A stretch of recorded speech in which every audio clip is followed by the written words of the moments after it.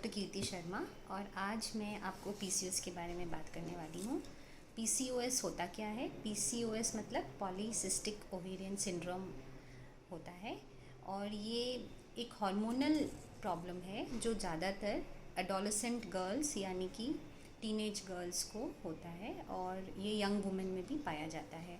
आजकल इसका इंसिडेंस बहुत बढ़ गया है। हर 5 में से एक लड़की को ये पीसीओएस की प्रॉब्लम से जूझना पड़ता है।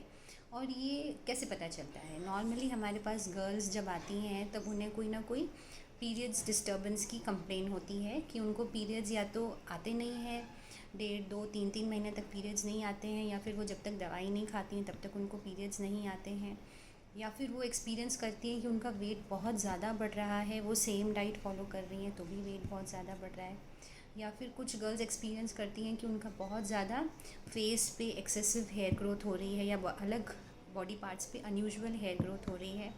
तो ऐसे सिम्टम्स के साथ मोस्टली उनकी मदर्स या पेशेंट्स हमारे पास आते हैं कंप्लेंट लेके। तो पीसीओएस होता क्या है? बेसिकली जब हमने बात डिस्कस किया तो ये हार्मोन्स की एक डिस्टर्बेंस होती है और ये किन परिवारों में या किन बच्चियों को ज़्यादा होती है? तो उन परिवारों में या उन बच्चियों को ज़्यादा होती है जहाँ पे डायबिटीज़ प्रेडोमिनेंटली फैमिली में हिस्ट्री होती है। तो अगर फैमिली में डायबिटीज़ की हिस्ट्री है तो ऐसे घरों के बच्चियों को ऐसा होने का रिस्क ज़्यादा होता है। अगर आपको पता चले कि आपको पीसीओएस है तो आपको क्या करना चाहिए?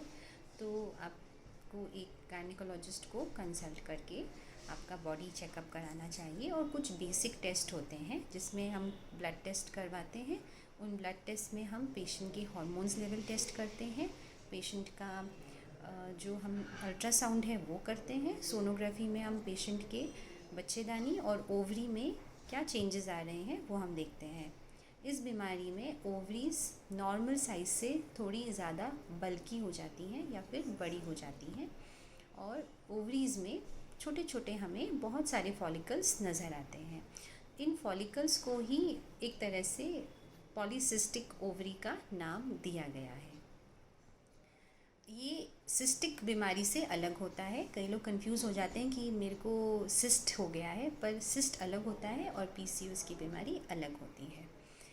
पीसीओएस आपको पता चल जाए कि आपको हुआ है तो आपको क्या करना चाहिए? सबसे पहले तो टेंशन नहीं लेना चाहिए, बिकॉज़ पीसीओएस बीमारी के बहुत कोई सीरियस कॉम्प्लिकेशंस नहीं होते हैं और ये प्रॉब्लम जो है ये लाइफस्टाइल चेंजेस से हम पीसीओएस को काफ़ी कंट्रोल कर सकते हैं। पीसीओएस में बेसिकली आपको 3 चीज़ों का ध्यान रखना पड़ता है। सबसे पहले आपकी डाइट, नंबर 2 आपका एक्सरसाइज और नंबर 3 है आपके मेडिकेशंस।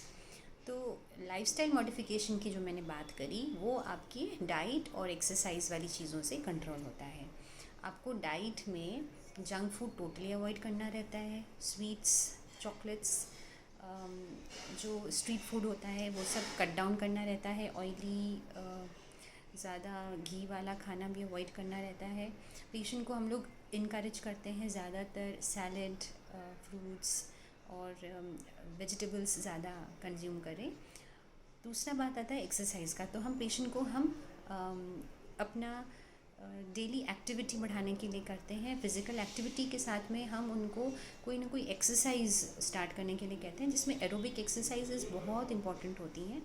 तो पेशेंट को जो उसका इंटरेस्ट है उसके हिसाब से जो भी वो करना चाहते हैं, walking, swimming, running, yoga, Zumba, badminton खेलना है, कुछ भी आपको स्पोर्ट खेलना है, so lot of things which they can do. So basically patient को हम प्रमोट करते हैं कि वो at least 30 minutes daily physical activity अपना करे, तो उससे उसको बहुत फ़ायदा मिलता है। 150 मिनट्स पर वीक का एक रफ WHO का गाइडलाइन है कि 150 मिनट्स पर वीक एक्सरसाइज होना चाहिए जो आपका बॉडी का मेटाबॉलिज्म सही रखता है।